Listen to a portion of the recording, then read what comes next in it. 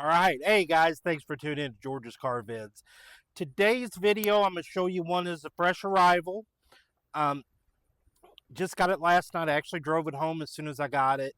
I'd never driven one before. And to say I wasn't super impressed with it, I mean, I'm not impressed with it. A lot of people like these. This manufacturer sells a ton of them. And I'm sure they're great cars. I personally just did not like it. The car is in excellent shape, and I'm going to go ahead and show it to you now. Well, there it is. 2013 Toyota Highlander. I'm going to make a lot of Toyota owners probably mad in this video. And keep in mind, this is just my personal preference. This isn't what everybody else likes, and it's just my opinion. I sell a lot of cars that I personally wouldn't own, and not because they're bad cars. I just don't like the way they drive, or I don't like the room, or insert whatever detail there. This thing drives out great. It's a 2013 Highlander. It's only got 82,000 miles on it. Leather roof. It's knee deep in Goodyear Fiteras. The rims are in great shape. Really not anything to talk about on the body as far as, any like damage or dents or dings. I didn't really find anything when I drove it. Tire pressure light come on me this morning. It's been hot and cold. 'Tis the season of the tire pressure light. You start getting into September, October, November, you're going to jack them up and down as this crazy southern Indiana weather does this thing. This is four-wheel drive, does have a little tow package on it. It's going to be a V6 with an automatic. Does have 3 rows of seats. I currently just folded the 3rd row down. We start looking at the inside, I'll show you that stuff. These things are actually just built right down the road in Princeton, Indiana. Again, I don't mind the styling. The styling isn't really what turned me off with this. And a lot of people love them. I see a ton of these things on the road. And I know Toyota sells a lot of them. I do like the alloy wheels. I do like the Fiteras on it. Does have fog lights. Like I said, it drove okay. Just not particularly one that I would own.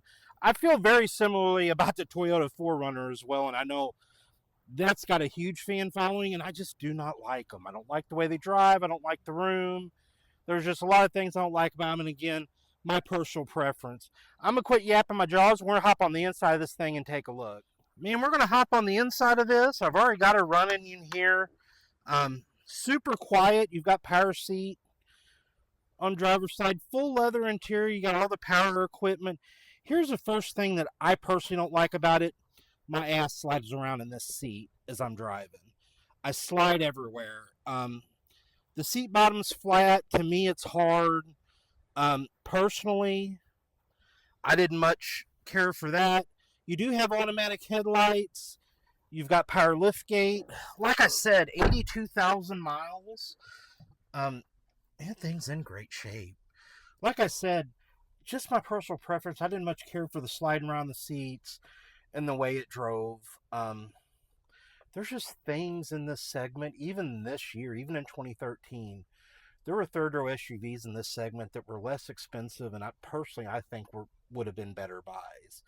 But, Toyota people like their Toyotas. I know these have a huge following, and they sell a lot of them. So you do have the rear heat and air. You do have heated seats, which you can adjust right down there. You've got a USB and auxiliary if you still have a phone that has auxiliary. You do have a nice 120-watt power outlet here. One thing I absolutely did love about this, or do love about it, is the amount of cup holders you have in the front. I mean, 2 here, 2 here. I mean, you can put your stuff in here. Your phone will kind of slide in this pocket here, but not too bad. You just got your regular FM. You can play music off your USB or aux. You can Bluetooth in and play music. Automatic transmission. You've got a snow mode right there.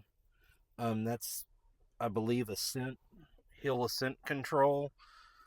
Automatic headlights. You've got all your steering wheel audio controls. It does have a little display, like I said.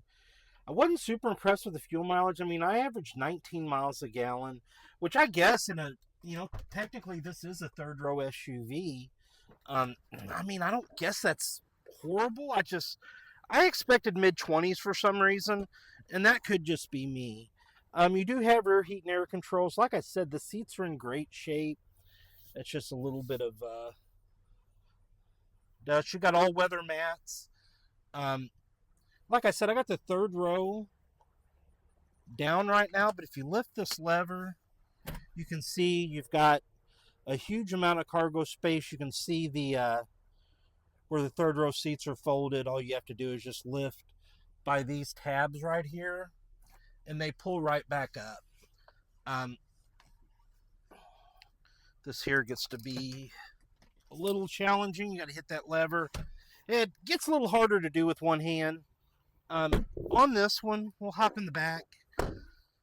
You've got, if you don't use the third row seats, you do have a backup camera, but if you don't use the third row seats, you do have power lift gate as well. But if you don't use third row seats, this thing has a ton of room in it.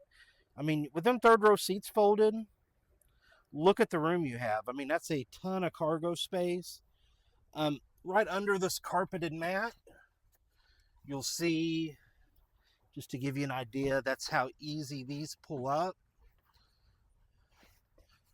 But look at the room.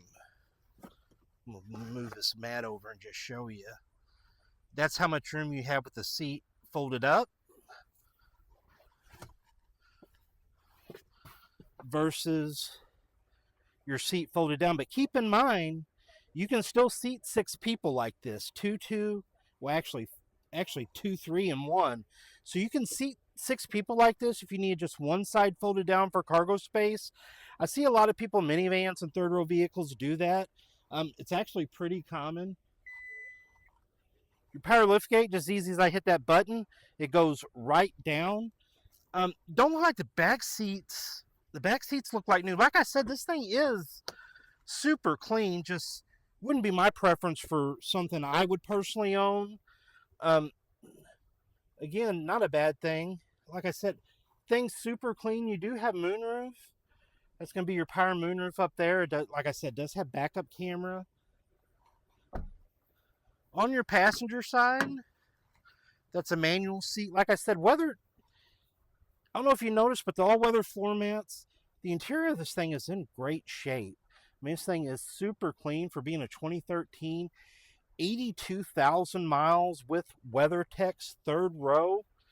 Come and check her out. But that is going to be it on our 2013 Toyota Highlander. And folks, that's going to wrap it up for me. If you like videos like this, please give me a thumbs up.